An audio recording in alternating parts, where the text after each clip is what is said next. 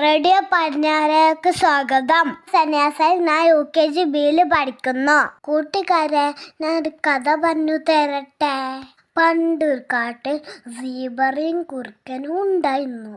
അവർ നല്ല കൂട്ടുകാരായിരുന്നു. സീബ്രയ്ക്കൊരാഗ്രഹം തോന്നി. കരിമ്പിൻ തോട്ടത്ത് പോയി കരിമ്പ് കഴിക്കണം. അവർ രാത്രി തോട്ടത്ത് പോയി വയറ് നിറയെ കരിമ്പ് കഴിച്ചു.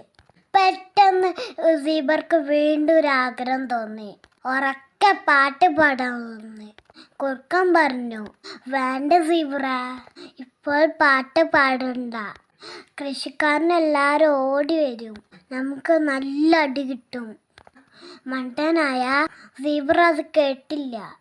അവൻ ഉറക്കെ പാട്ട് പാടാൻ തുടങ്ങി. ബ്രേ ബ്രേ ബ്രേ.